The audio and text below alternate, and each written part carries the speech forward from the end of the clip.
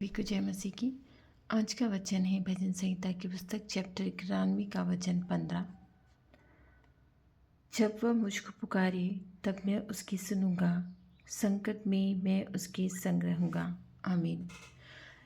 हमारे परमेश्वर ने हमें इतना सुंदर वचन दिया है, इसके लिए उसका कोटि कोटि नमन। परमेश्वर के सुंदर वचनों को जब दाऊद ने बाइबल में लिखा है, जब दाऊद ने इस पुस्तक में लिखा है, तो वो उसने अपने मन को खोल के रखा है।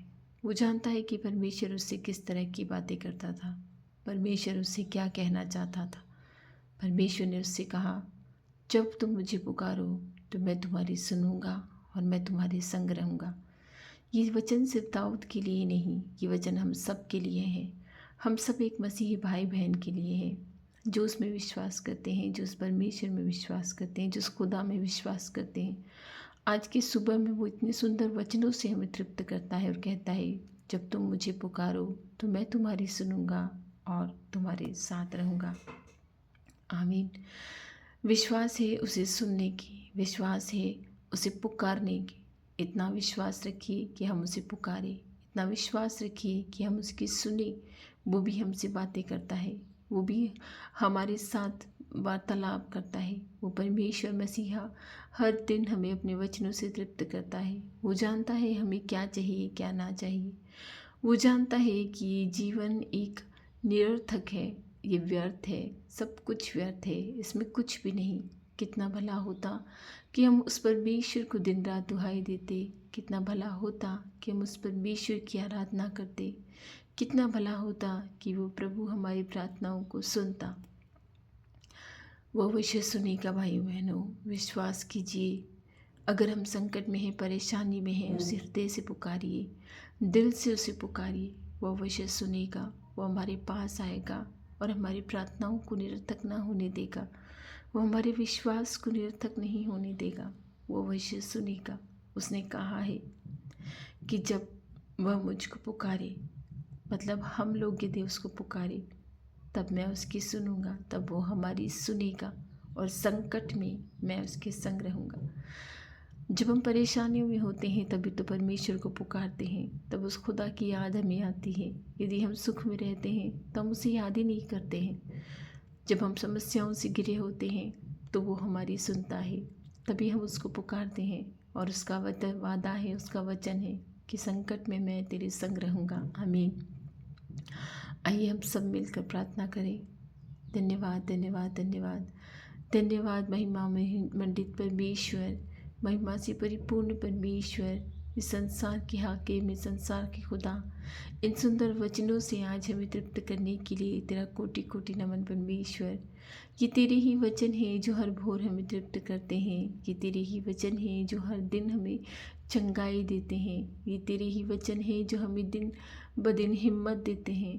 चाहे हम संकट में हो, परेशानियों में हो, बीमारियों में हो, समस्याओं में हो, ये मेरे खुदा, ये तेरे वचन है कि जब तुम मुझे पुकारो तो संकट में मैं तुम्हारे संग रहूँगा और मैं तुम्हारी सुनूंगा। आमीन।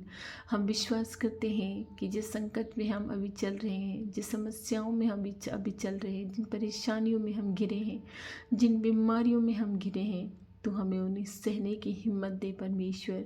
हमारे साथ रहे परमेश्वर, इस संकट में हमारे साथ रहे।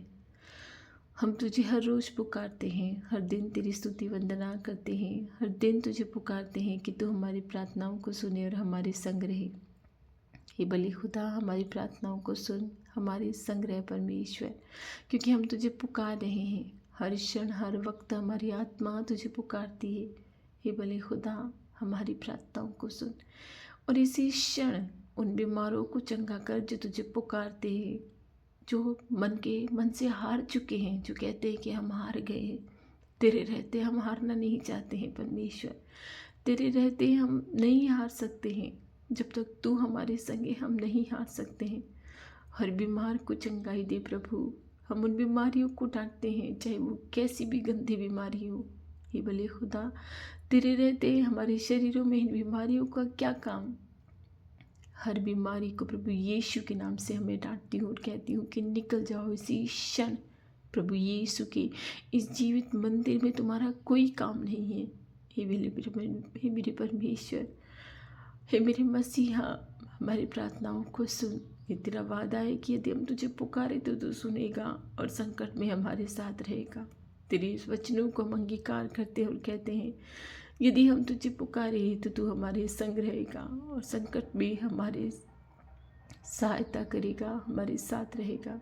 हे मेरे परमेश्वर, इसी क्षण जो बेरोजगारी से जूझ रहे हैं, जो समस्याओं से जूझ रहे हैं, जिनके घर में शांति नहीं है, जिनके घर में किसी तरह का वरदान अनुग्रह नहीं है, हम प्रार्थना करते हैं प्रभु कि तेरे पवित्र नाम से उस घरों में अनुग्रह आए, उस घरों में वरदान आए।